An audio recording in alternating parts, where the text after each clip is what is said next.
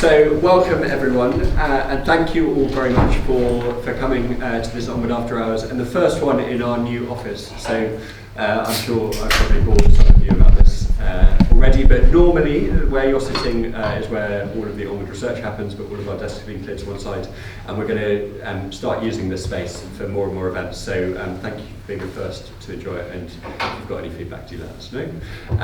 I'm really thrilled this evening that we're able to host Victoria Atkins, Minister in the Home Office and an MP for a number of years now, but someone who brings to government a wealth of experience from the law, as a police and crime commissioner candidate a few years ago, and someone who, in your family life, have also experienced Parliament from your dad when you were growing up. So really thrilled to be able to host you this evening. For those of you who haven't been to one of these before, these are essentially informal, casual events where we try and bring together kind of our wider young people's network, which is kind of growing all the time, with parliamentarians to have quite a kind of frank and informal conversation about politics. Normally we ask, and we'll do this in a moment, ask our speaker to give a few words of kind of introduction about whatever they like, but really about what's going on in politics at the moment and where it's going, because actually I think of all of these conversations we've focused quite heavily on the kind of direction of travel, and some of that's positive, some of that's negative and challenging, so it's good to have a conversation. And the point is really to have a conversation rather than to just broadcast. So we will do Q&A, but I hope that Victoria, you can ask some questions of the audience too, because lots of this is about sharing different experience rather than just broadcasting to the audience. And for those of you who want to get more involved in Onward, there are a few Onward people around the back, most standing at the back, so Ted, Katie and Poppy in particular. Feel free to talk to them, guys sitting in the middle too. Feel free to talk to them, because we're always looking for people to help with our research, help us to organise events. We're a tiny team trying to punch well above our weight and influence politics at a kind of incredibly fraught time. So we need all the help that we can get, so please do get involved. But without further ado, I will hand over to Victoria. Thank you. Tell us about what you think about what's going on. Well, I have to confess, Will, I mean, I'm absolutely delighted to be here, genuinely delighted. I've been looking forward to it, but I have to confess that tonight is not the first glamorous social event I have been to, because I've just left number 10, where they were holding a reception to celebrate Black History Month. And it was an amazing reception. We had the staterooms filled with people who've achieved the most extraordinary things in their business lives, who are giving back as well. One person I met, he's a self-made entrepreneur. He grew up, as he describes it, in southeast London at the worst of times, his description, not mine. And he's now built his very successful food company. He's a governor of the university that he studied at part-time, and he set up a social entrepreneur to help black and minority ethnic entrepreneurs onto the successful business ladder. And he had, when I said to him, I'm so sorry, I've got to go. He said, why have you got? I said, I'm going to this amazing event at Onward's building. And he said, gosh, he said, what are you going to talk about? And I said, I haven't got a clue. And he said, well, I've got two pieces of advice. He said, first of all, be optimistic. And the second thing is, for God's sake, don't mention the B word. So that seems to me to be a very, very good way to start the evening. I appreciate others may digress from that. But it's a serious point, because actually I think so much, pretty much everything, is overshadowed by the B word at the moment. Yeah. And we, in the fraught political times in which we live, and I think actually it's a huge privilege if you take a step back. It's an enormous privilege to be either working at the centre or observing politics at the moment, because I genuinely think this is the stuff that children and students in 100 years' time will be studying. Hopefully, well, I'm sure it will end well, but I just make the point, it's a fascinating time, and sometimes it's very difficult, particularly in the House sometimes, just to take a step back and remember that. But it is just a moment in time, because this will get sorted. It may take a bit longer than some would like. It may, not everybody, I'm very conscious, voted in the referendum to take the path we are taking, but it will get sorted. And this is why the work of Will and Onward, to look at the future, to be asking ourselves the really difficult questions about politics and about how the centre-right should be addressing some of the concerns that young people, women voters, black and minority ethnic voters are thinking of. That to me is really, really vital work, and it's something that I know Number 10 is looking at, but I think anyone with any interest in politics, either now because they're involved in it or who want to get involved in it in due course, I think it's absolutely critical work.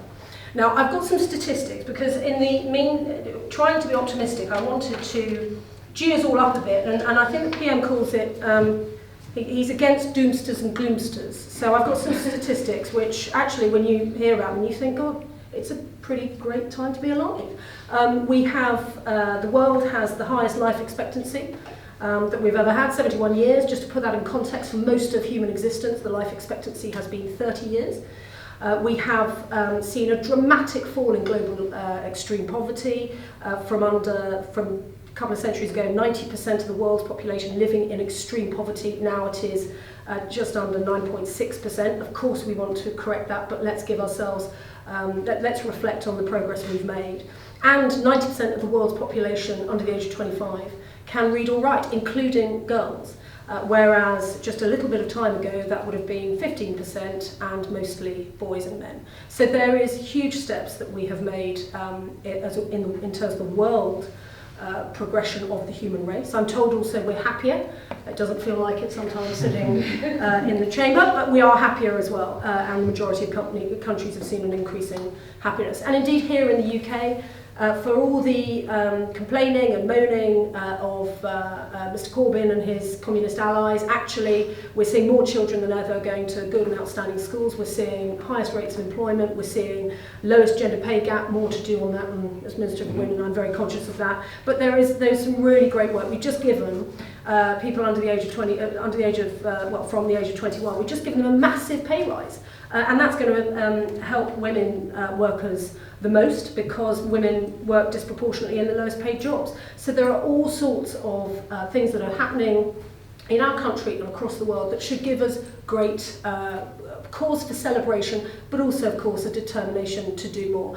And I say that because we have had the last couple of days, we've had people who obviously feel very strongly about climate change, about the science as to what is happening with the world's environments, and again they're very, very worrying messages, but the fact is that we, the UK, are leading the world in terms of our determination to tackle net zero emissions. We have had, I think, 2 weeks now this year where we haven't used a coal-powered power station to provide energy in our homes. This is all unprecedented stuff, and it kind of gets to the thing that I think Will and I and hopefully others in the audience agree on, which is that we've done this through growth and through compassionate, I would say, compassionate capitalism. And the case for that, I think, is as powerful and as vital as it was 20, 30, 40 years ago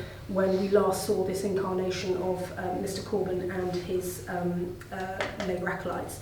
So there is an awful lot to be cheery about outside of Brexit, if that's not what tickles you, as it were.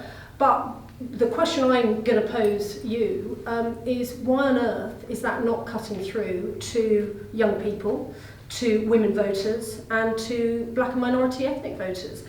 Something like 8% of women aged 18 to 24 would even consider voting Conservative. That's one of Will's stats. In fact, there are a couple more here. Under 35s, among under 35s, Labour has a lead of 41% among voters and 55% amongst black and minority ethnic voters. And as I was standing in Downing Street seeing these incredibly successful entrepreneurs and business people, I was thinking to myself, gosh, you know, this is what we're about as a party, and yet we're not reaching into those parts of the country that frankly we should be. And of course age. The age thing is perhaps what worries me the most. Up until 2017, the age at which most people started thinking about voting Conservative was 34. In 2017, it rose to 47, and it is now 51. That takes an awful long time to wait for a Conservative majority. So we need to absolutely tackle this. And we're not tackling this because it's we want to improve the stats in Onward's publications, or to make my life slightly easier when we come and give speeches. The reason this matters is because if we're not reaching those parts of the country that we are desperately trying to help to improve their lot in life, to build a bright future for them and for the country as a whole, then we have got to ask ourselves why we're in politics, actually. I don't know about anyone here who may or may not take a keen interest in politics. The reason I'm in politics is because I love people. I think, you know, I think I'm an extrovert, and I want to do well by my fellow human being. And that, to me, is what conservatism is about. But we have this problem in communicating with people and getting that message through. And I have to be honest, of course, Brexit's not helping at the moment, but I don't think that should deter us from the longer term message that we have, particularly with female voters. Because some of the policies we are announcing through the Prime Minister's latest announcement of the domestic agenda. I have not seen the Queen's speech, so please don't think I'm giving anything away that I shouldn't be. But you know, the announcements we're making on housing, our determination to try and correct the way in which the housing market doesn't work for young people at the start of their the housing ladder. The work that we're doing in terms of law and order, recruiting more police officers, that's something I'm very, very pleased about, you will imagine, as a Home Office Minister. But also things like our concentration on further education. One of the reasons the government is so focused on further education is because our Chancellor, the first Asian Chancellor ever, went to further education college. You know, that was his start. He's absolutely not in the mould of some others in Cabinet, and that is the sort of thing we should be celebrating and demanding more of, actually. And the reason this matters is because Sajid and others, incredibly capable, work incredibly hard. But actually there's my brand of conservatism, there's an old saying about providing the ladder of opportunity so that people can reach the stars, but also providing the safety net for those who are not able to meet their potential. And to me, when I think of that, I think of the kids I'm trying to help through my work in the Home Office. So I have the privilege of working in the Home Office. I work on the Crime, Safeguarding and Vulnerability Brief, which means I am working on some of the darkest aspects of humanity. Everything from knife crime, gun crime, gangs, through to modern slavery, child sexual exploitation, domestic abuse. You know, we've got the whole gamut. And very recently, just before summer recess, I invited into the Home Office a group of young men from East London who are either still or who are in the process of exiting gangs. And this group of young men, there were two of them who had been released from prison the week before, both of them for knife crime. There was another young man who, I noticed as he walked in, he was limping, and it emerged during the course of our conversation that he had just released himself from A&E because he'd been stabbed a couple of days previously, and he really, really wanted to come to the Home Office to meet the Minister because nobody had ever asked him to do that before. And I was incredibly touched, but also you can imagine it made for a very, very moving and very powerful meeting. And from those young people, we had a very frank exchange. What was supposed to be half an hour lasted 2 hours, and I found it incredibly valuable. And genuinely valuable in terms of policy formation. So from that meeting, I have set up with the help of Number 10 what's called a Creating Opportunities Forum, which is about getting, first of all, the public sector, but also the private sector, to see what they can do to offer opportunities to young people who are at the very edge of being ensnared in these gangs. And the price of a young life in some of these areas is very cheap. It's a pair of new trainers, it's some takeaway food at the local the local takeaway food bar. So the question is, why are we as a country not offering more to those young people?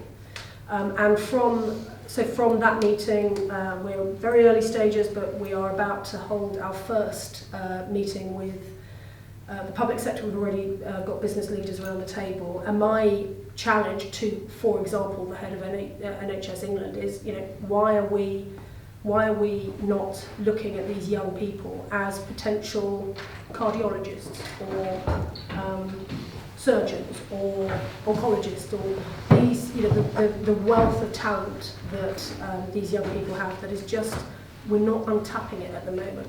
And to me, that's one of the biggest policy challenges we have, and the most exciting policy challenge, because if we can help those young men, then I think we are on course to rightly say that the alternative offered by Mr Corbyn, etc., is not what will deliver for these young people. It is through compassionate capitalism, compassionate conservatism, that we're going to really change these young people's lives.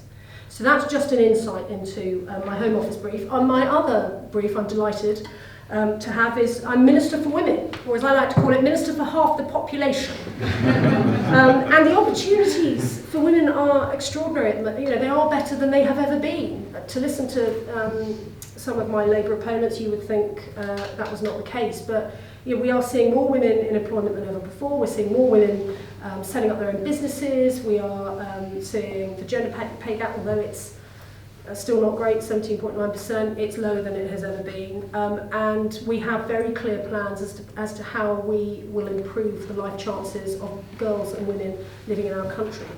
And I suppose this brings me to my final point, which is I'm a bit of a geek when it comes to political imagery and political advocacy, as I've spent my life being paid to talk as if you press by the word. And actually, there are two lines from two Conservative campaigns that stick with me. The first is a line from Theresa May's conference speech, I think last year, the year before last, where she said one of the greatest public services anyone can perform is to employ another person. I think that's a great line, and that should be absolutely at the heart of what we're doing when it comes to any agenda, whether it's helping young people out of gangs through to climate change. This is what we should very much have at the heart of our agenda. And the second line is a line from the 2015 Conservative Manifesto, which was that the Conservative Party aspires to be there for you at every stage of your life. And that, to me, is what we should be focusing on above and beyond Brexit, that we are the party that looks after mums giving birth safely in our hospitals, providing children with excellent education, giving them opportunities through apprenticeships, FE, university, to have meaningful jobs in a world that is pretty unstable at the moment in terms of the development of AI and so on, and then through to looking after them in their pension years and getting the best of life and fulfilling their potential. That's why I'm a Conservative, and I very, very much welcome the work of Onward and others to help ensure that that cause is at the heart of this Conservative government, because that's the way we're going to win elections. Fantastic. Well, thank you very much, Victoria. That's kind of amazingly wide-ranging and well-rounded remarks. We've kind of covered off the political challenges the Conservative Party faces, some very deep policy challenges. As you know, I was in the Home Office a few years ago, and I remember very vividly similar roundtables to that, and some of the kind of intensely kind of powerful accounts that you hear from people, often at the edges of society. But it was a very optimistic and kind of encouraging set of remarks. So I hope that we can continue that spirit as we do Q&A and kind of conversation. I'm just going to open it up. I have a few questions of my own, so if people are feeling a bit shy, then I will jump in. But if people have any questions... Yeah. I just wanted to know what you thought, why there is such a sort of dislocation between the Conservative Party and their ability to reach young people.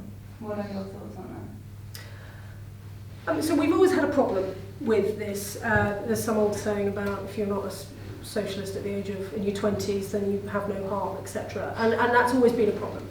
I think because we tend to be, well, the clue is in the name, Conservative. We are about the foundations of society. We're about the family, about homes, about a slightly more tradition of life, and I think that is the starting point. But I'm afraid the B word has sharpened that in recent years, and that's not to comment on the correctness or otherwise of the referendum result. I'm not here to do that, but it's just, we know that actually if you're starting out in your adulthood, you're probably not thinking about Europe every single minute of the day. You're probably thinking about your job, your career development, your relationships, houses, and so on. And so I think that is where we haven't been so good at communicating. I think actually we need to be much better at getting younger, normal-looking colleagues and Conservative friends on the airwaves and talking about this stuff. Because again, the vision, the people who speak out for us are the people who sell our message for us. We've got some great candidates, by the way, who have been selected already. We've got, I'm sure, many, many more on the way. Yeah. But that's, I think, how we're going to get, we're going to be better at that. But also it comes down to policy. The British public are extremely well educated about politics. Actually, nowadays they take trouble over it. The recent stat about floating voters shows that people are not being tribal. They're thinking about which parties best reflect their hopes and ambitions. And it comes back down to the policies. If we've got great policies that talk to people, if we sell them in the right way, persuade people, that's how we'll win them back. Can I ask, were you a Conservative in your 20s? You grew up in a Conservative household? I did. I avoided the University Conservative Association like the plague. Yeah. Just seemed to me that was a wise thing to do. But no, I wasn't interested. So everybody said, "Oh gosh, you're going to go into politics." I'm like, no. And I genuinely, I from the age of 15, 16, I fell in love with the criminal law. I absolutely loved it. I loved the advocacy. I loved the issues we were grappling with, and that was me done. And then it wasn't until late sort of 2009, 2010, and I was getting to that stage where I was doing huge cases, the sort of cases you read about in the papers, and I kept thinking, gosh, by the time a case has reached me, harm has already been done. And I had loads of policy ideas about how we could try and prevent that harm from happening in the first place, and started doing a little bit of quiet voluntary work for Theresa. And here I am in the Home Office, able to put some of those ideas into action. It's absolutely amazing. That's very cool. Can I, before we come on to the other questions, you were asked a question which actually the audience might be better placed to answer. So does anyone have any thoughts about why the Conservative Party finds it difficult to interact with young people? Is this inevitable? Is this just a function of history, as you say?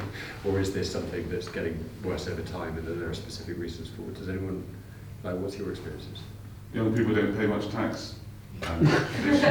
Sorry, but Conservative Party generally seen as a low tax party, and so on. So why would you ultimately? I'd say it's different.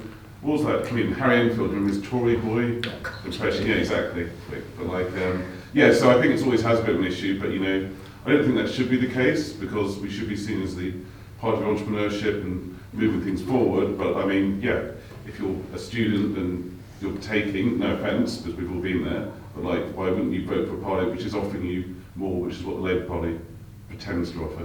But obviously, in the long run, it doesn't work. Okay, do people agree with that? What do no. Got a different view? What do you think? Well, I began work, I was on $3.30 an hour, and I got taxed on that, which obviously you can reclaim, but I didn't know at the time, because I was too young to know about taxes. But I certainly do not believe that young people and being taxed too highly, because I've always believed to be taxed too highly, but I'm still very conservative. I would say the message that got through to me when I believed or understood or realised I was conservative was because it was realised that was the leg up. It was the opportunity that the Conservative Party gave, and that was what really was the reason why I put my tick in the Conservative box. Not because I think the Labour Party, especially right now, is trying to bring people down. Always, and I want to bring people up. Everyone should aspire to be something great, own their own businesses, or have a great job, or do whatever they want to be in life, but not because they're taxed too highly. Okay. Or there were just some other views in it too. I think Ben in the third row, and then we'll come to that as well. Because obviously the statistic though that you used that's so true is obviously how the age at which people start voting Conservative has gone up and up and up. And I think there was I think you got an extraordinary statistic from about 2016 that then wasn't really reused, which was something like 96% of people at Russell Group universities voted to stay in the European Union. And that obviously is an unbelievably high figure.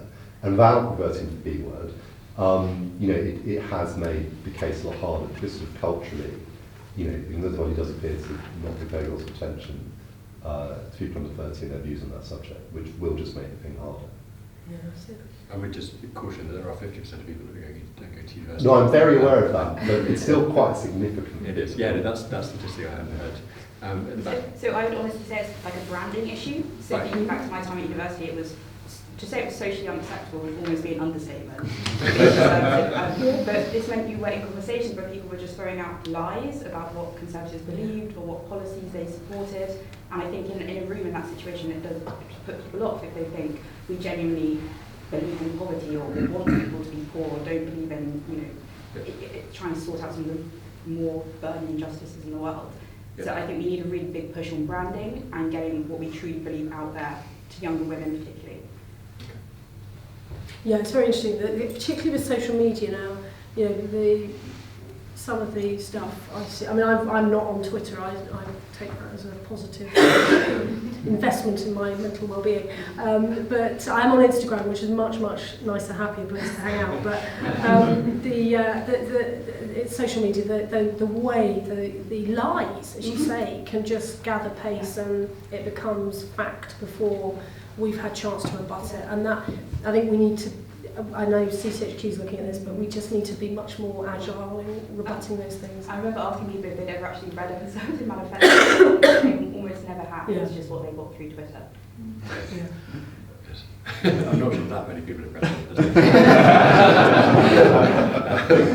But I wonder if some of that isn't just a kind of failure on the part of Conservatives to make the kind of different steps of the argument clear as to why you should vote Conservative. So it's very easy to kind of stand up and say, cut taxes, Labour's tax bombshell, Labour's debt bombshell, and it just sounds like you're negative, and as though that's the only thing you're concerned about. And actually, it's the second step of argument, which is to say, well, the reason we care about the strength of the economy is because it enables us to fund the NHS, it enables us to fund all the kind of intervention that you're talking about that helps the most vulnerable people in society. And I wonder if Conservative politicians aren't particularly good at explaining clearly in almost just like simple English in a way that resonates and is understandable and graspable, that's the argument, and it doesn't just stop at the, we hate tax, we hate debt. There's a depth to it. I think actually the case for capitalism has not been made for some time now. We've all sort of taken it for granted that we've won that argument. We don't need to keep reinvigorating it, as it were. And I think we're seeing it in the States as well with the way some Democrats are going. I think we've got to try and explain why we think capitalism is a really good thing. And actually, the green debate, the climate change debate, is a classic example of that. We have cut emissions by, I can't remember, masses over the last 9 years, and that's been because of green growth. And we've understood how to measure it better. We've understood how we can cut emissions and so on. So we've got to, you're quite right, that sort of ABCD journey of how we create prosperity. Yeah. Cool. Do you want to come in, Brian? I think there's also this demographic issue with, as has been mentioned before, 50% of young people now going to university. Not only does that delay people entering the jobs market, but it's also university is a time when a lot of people sort of receive their political awakening.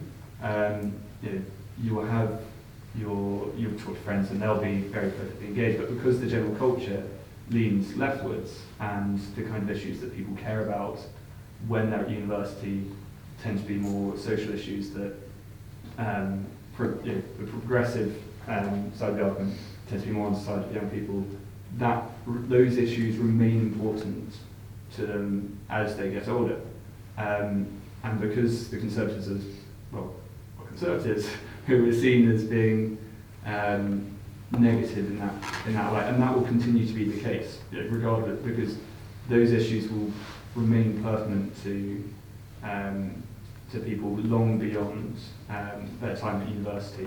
Even when they go on to get jobs, even when they get their own houses, that will be there first.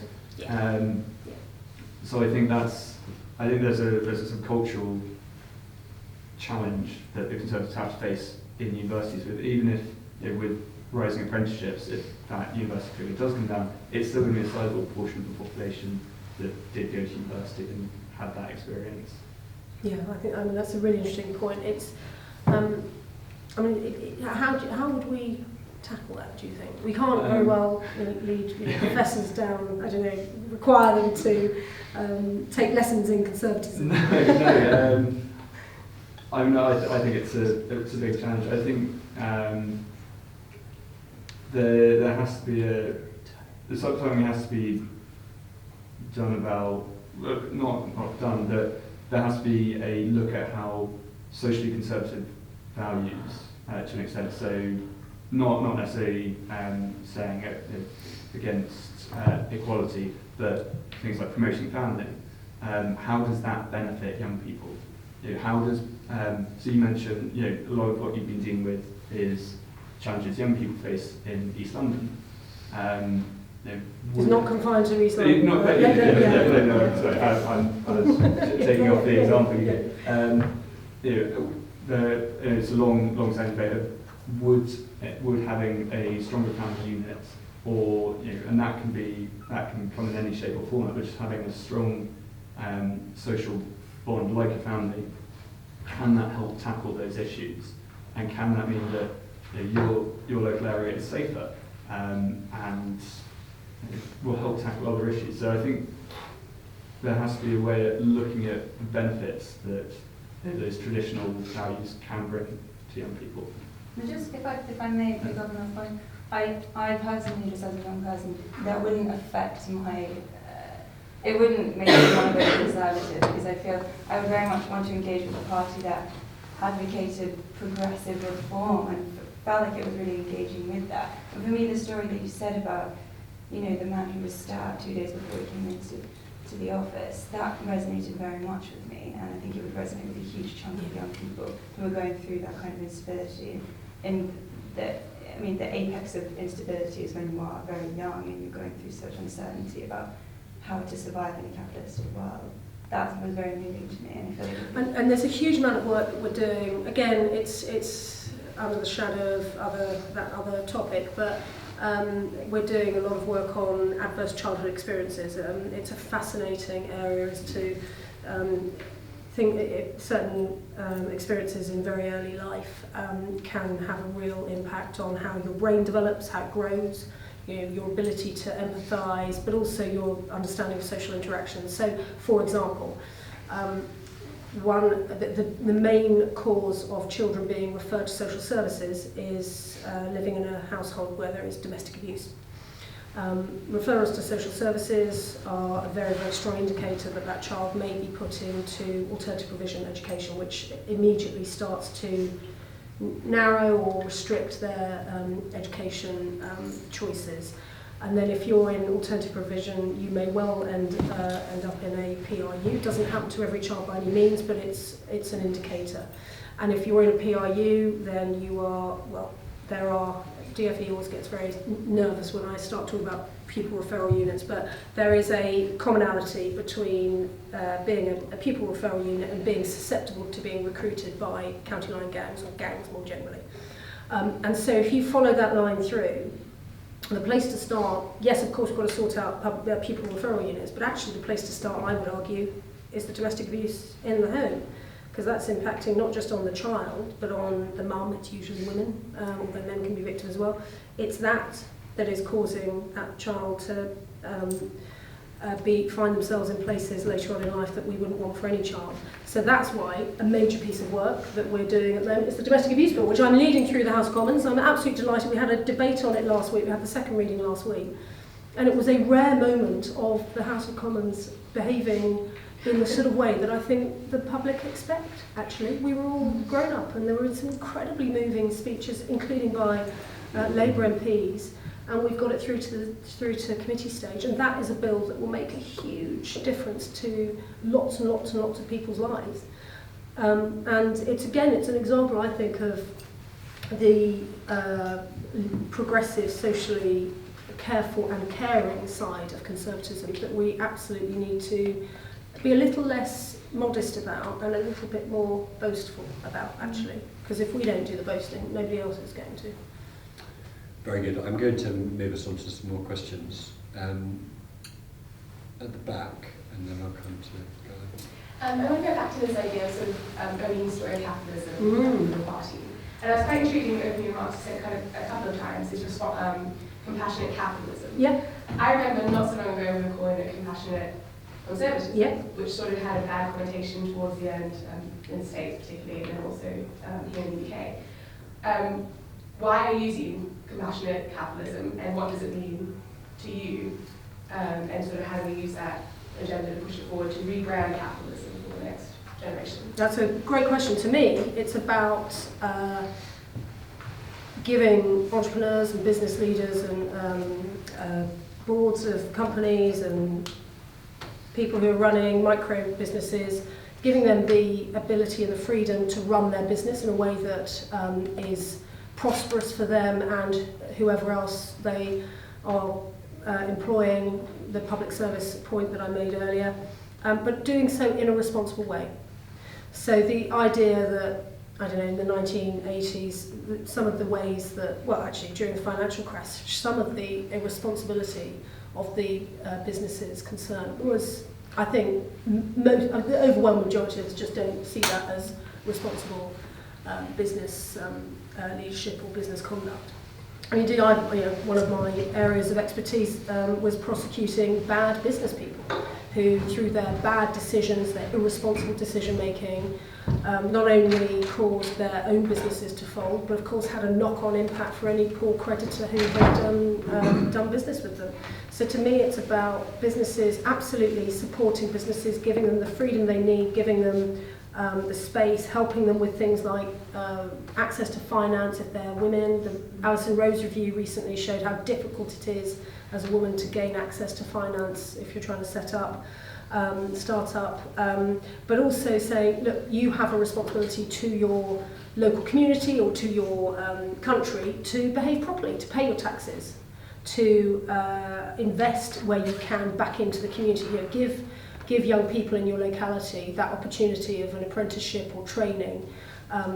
Do as, in fact, fantastic small business I visited recently in Lewisham, which is part of a scheme to just keep an eye out for local youngsters who may be getting into trouble with gangs, and they have a safe space policy. So if a young person is in trouble, they're perhaps getting followed or whatever, then the trainer shop is where they can go to just ask for some time out and to have a safe space until the trouble passes. It's that, I mean, that's a micro example, but in that part of London, that is what a good business, compassionate business looks like. There are loads of other examples in that part of town, actually, in fairness to the whole business community's got around it.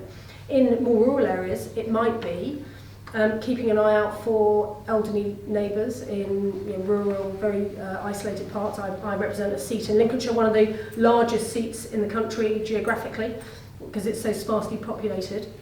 And actually one of our biggest problems is the fact that it is so sparsely populated that people are often very remote, they're located very remotely, and it's having that interaction, just keeping an eye out for each other. There are loads of ways in which business can do this, and a lot of them do.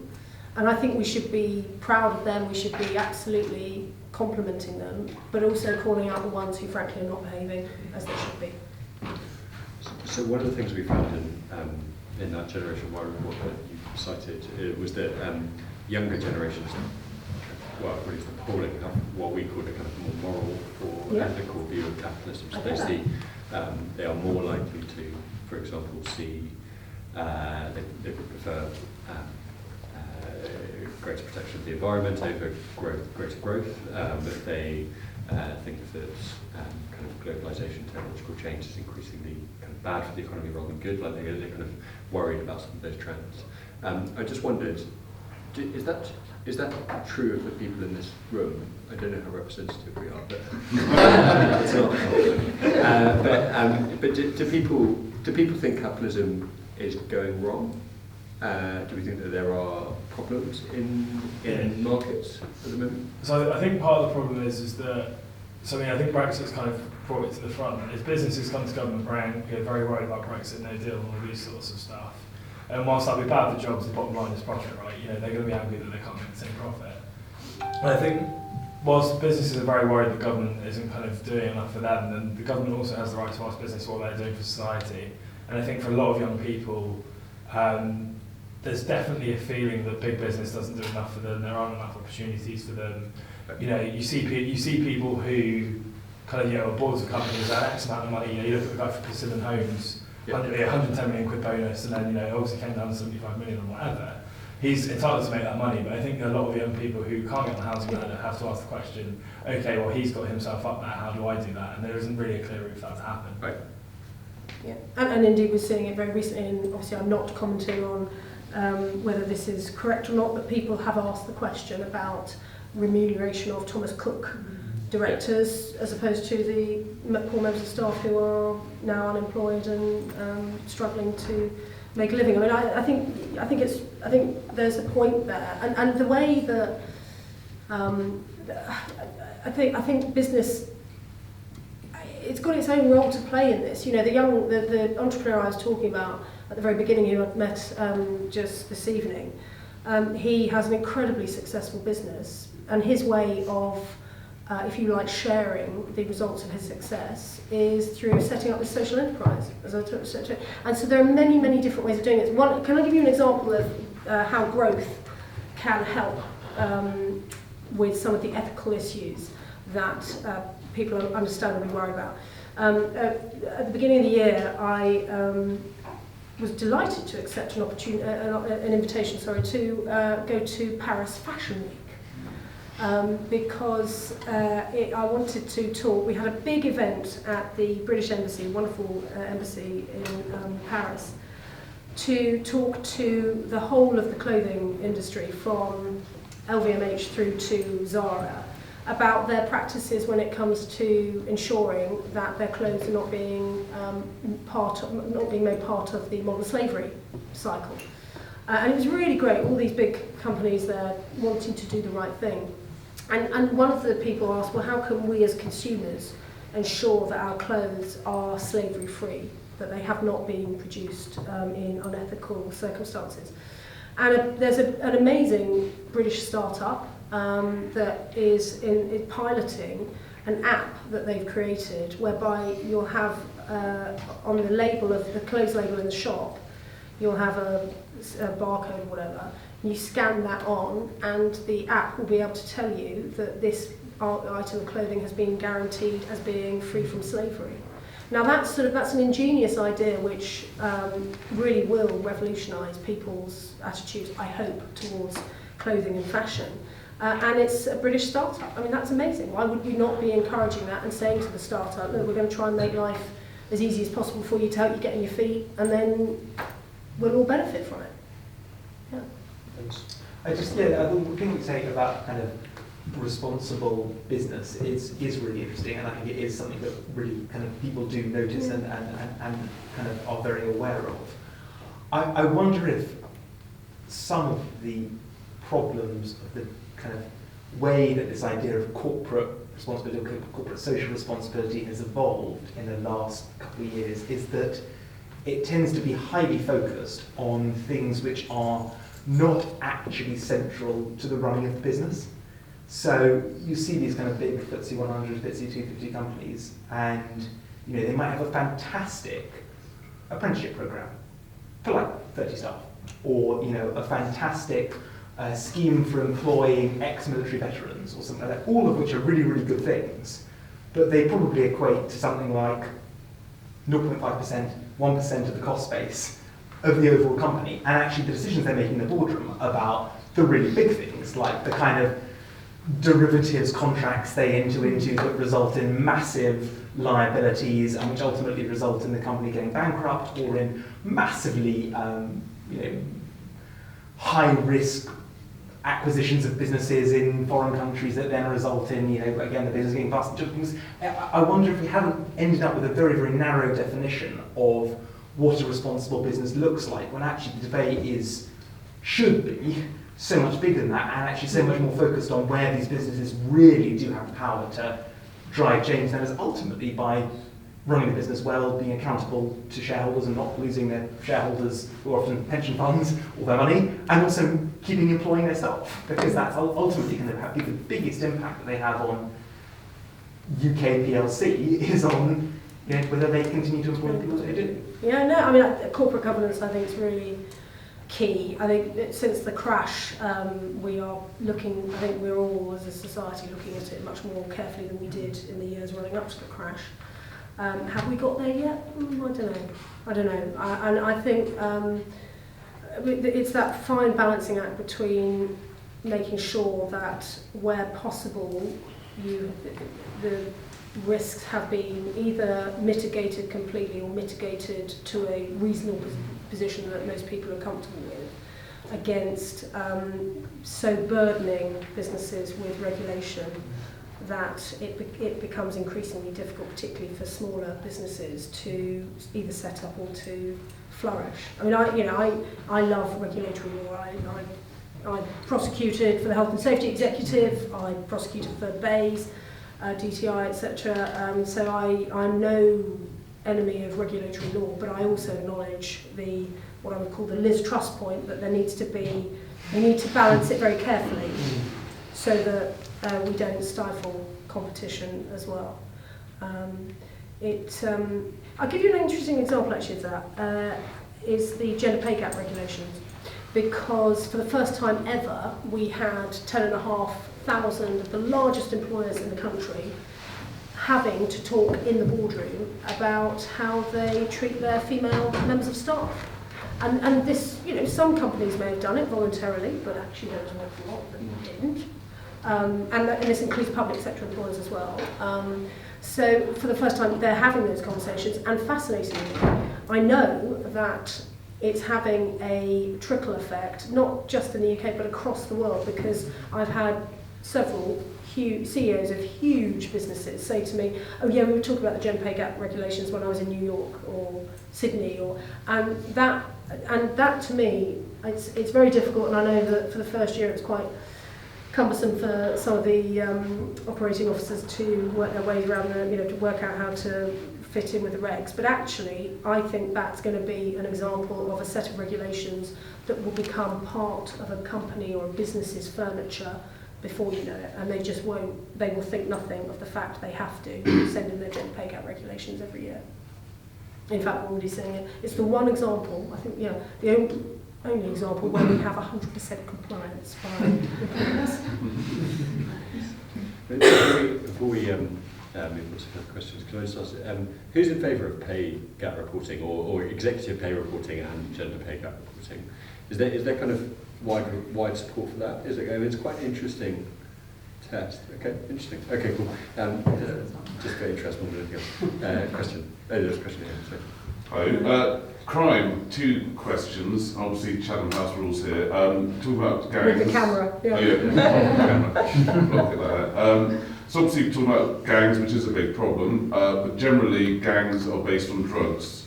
Do you think we should have a more liberal policy towards drugs, or would that just create more problems further down the line?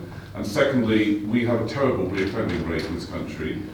You ask any member of the public and everyone's saying, no, it's like a holiday camp prison apparently. I'm not sure which holiday camps they're going to, but like essentially, how can we on one hand keep members of the public feeling safe that we're doing something about crime, but also on the other hand, try and have a bit more progressive policy which stops reoffending and helps criminals get jobs, because that's often the reason they do reoffend, they can't get jobs. Yeah. No, very good point. I mean, the drugs liberalisation point, I used to prosecute major drug gangs, both international traffickers but also traffickers within the UK. Start from the position, I don't think anyone thinks that taking heroin, say, is a good idea. You wouldn't wish that for your child. And so if you operate from that perspective, well then is prohibition the best way of dealing with this? The fact is that the majority of the world, the overwhelming majority of the world, takes the same approach to us in terms of prohibition. So if we were to liberalise in a way that is out of step with other countries, there will be unintended consequences of that. And secondly, you know, when you've cross-examined a major drug gang lord, you know, national level drug gangs, are these people going to turn over a new leaf and become accountants if we liberalise, or any other, you know, they're going to become think tank wonks? Probably not. And this is the reality. The reason that these OCGs, these organised crime gangs, traffic drugs is because it makes them an enormous amount of money. And they make enormous amounts of money trafficking other things. They traffic guns, they traffic people. They will traffic anything they can make a profit from. And so I do think sometimes it doesn't quite get the ruthless nature of some of these drug gangs and the way they operate. And I also give the example, and which isn't, I don't know if it's always picked up, but yeah, we know that there is a burgeoning black market in, for example, fentanyl in the US. It's not by any means quite so bad here in the UK, thank goodness. We keep a very, very close eye on it. But fentanyl is a drug that's available on the NHS, it's regulated. And yet people are finding ways of getting it illegally, you know, without prescription. And so again, I've never quite understood how the regulation market and so on will work in practice. I think sadly there will be a black market, and I would rather that we are very, very clear in our messaging about that than have this sort of you know, have the vagaries that I know from parents who speak to me, you know, very often, as it were, the last defence they feel they have with their teenagers if they're trying to, you know, thinking about trying things out, is to say, look, it's illegal, you can't do this. And I would be very, very cautious about removing that from them. And in terms of prisoner rehabilitation, yeah, I mean, I'm minded to remind myself that we're going to increase the maximum length the minimum length, forgive me, that certain criminals serve for, say, violent offences. And you know, that's responding to the public's perception, particularly when it comes to violent crime, because if you've been the victim of sexual or violent assault, or your loved one has, it is an entirely human instinct that you're going to want that person to be punished for that. But I think you're right about the need to ensure that when people are released, that we give them a chance, as best we can, to rehabilitate. There are discussions at the moment about whether there are ways that we can help particularly young people, get back, try and get a career outside of crime once they're released from prison. So there are thoughts on that, which I better not go into any further. But yeah, I very much understand the point about rehabilitation. Yeah, I would highly recommend a report by Ted, who's just left the room, about prisoner education and employment and how important that is to rehabilitation. Okay, further questions? We've probably got another 15 minutes or so, and then I'll wrap up. So, yeah. Do you know why with the current government's spending spree? That when we have effectively negative interest rates, now is the time to not go crazy Corbynista communist about it, but just to take advantage of some of that fact on major infrastructure investment, for example. So it is, I agree with you in terms of the messaging. We're going to have to be very clear and nuanced in the way we message it. But I think, you know, there are things, having had several years now of really tough decisions, and people, I think actually it's time for us to say, look, we can afford this, so let's invest in the things you care about. What do you make of the IFS study out this week, which showed that the Conservative spending plans, as they currently set out, are greater in terms of long-term spending than the Labour 2017 manifesto plans, which we ravished at the time? I rarely get the time to read. I mean, I'll have to look into that, because I'm always slightly surprised how much weight is placed on reports like that, which no doubt get into trouble with the IFS. But we've got to be very clear-sighted in the way that we finish, or the way that we message this, but also what we want to achieve with it.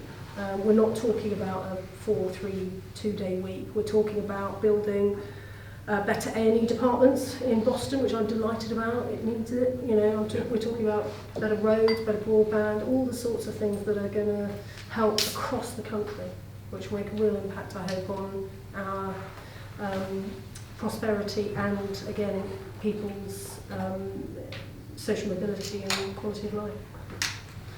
Okay. You've basically talked a lot about what I think is very good policy, and I spend more time in an average day than I'd like to admit on a WhatsApp group with my friends defending various things the government has done, and pointing out that there's lots of good policy that goes on that they never hear about. I think part of the reason for that is that people like yourself come to these events and you say a lot of very, very sensible things, and then some of your colleagues who are less enlightened say lots of quite nonsensical things all the time, say lots of quite insensitive things. And I think a lot of the reason that the message doesn't cut through with young people is precisely because those people are viewed as being representative of the Conservative Party. So I guess my question is, how does that change in a system where often those people are in seats for life, they have no real intention of changing, and that's their view of how the world should be? It would be nice to go into your colleagues. That's the most difficult question. I'm sorry to answer it, but it is. I think it's true. I'm really conscious of that. That we're not showing the breadth of experience and talent that the parliamentary and indeed the wider party has. Some of the things that my colleagues have done in their lives before they came into the House are extraordinary. I'm going to name check James Heapy, PPS to the Prime Minister. You won't hear from James at all on the media unless you live in his constituency, because as PPS to the Prime Minister, the rules are that he can't comment on stuff. But he has an extraordinary record of public service through the armed forces. Who else? Will Ragg. Great guy. Was a secondary school teacher, has taught more teenagers and dealt with more difficult teenagers than I suspect I've seen in the criminal justice system. There's that sort of real life practical experience. Gillian Keegan, apprenticeship. She was apprenticeship, grew up in Liverpool, apprenticeship, went on to run series of extraordinarily successful businesses. And all because she was an apprentice. So that I'm just sort of plucking out the air.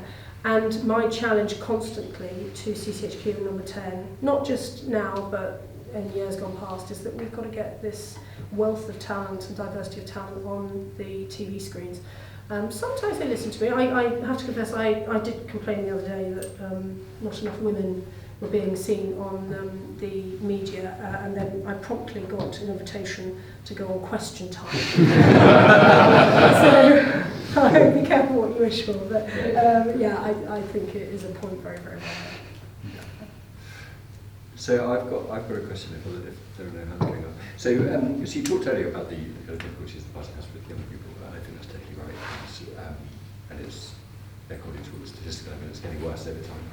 There is an argument that the government's electoral strategy is set to make it even worse still, right? So we're doing an analysis at the moment which suggests that kind of target votes for the Conservative Party, based on the current electoral strategy, is basically an over 65-year-old man living in a Northern and Midland seat who probably voted Leave, who has an equal chance of either being an owner-occupier or living in social housing, because they probably bought, like the half that were owner-occupiers bought their house under right to buy in the 1990s. And all of that suggests that the party is moving away from younger people in terms of its active political strategy at the current election, or upcoming election. We haven't yet got there. Do you think that's a mistake? Just to be very blunt. I think you're tempting me to accept the proposition of your question, which is that there's going to be an election very soon. On that, I do not know.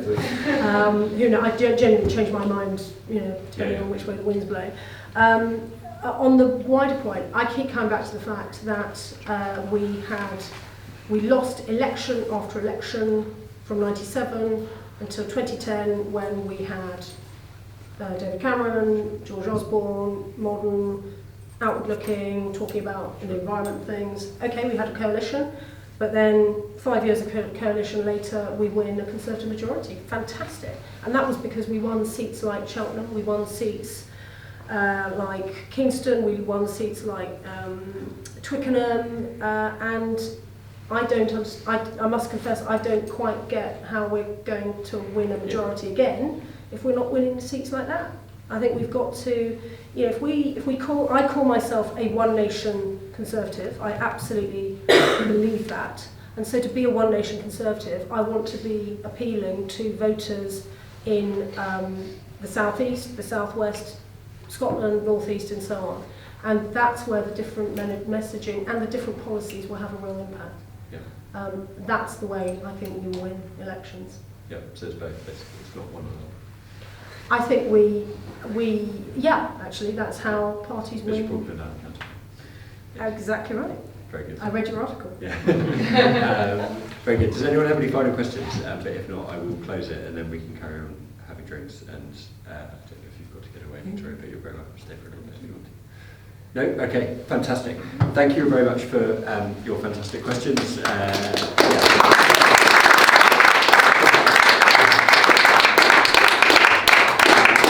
And thank you for all your comments as well, because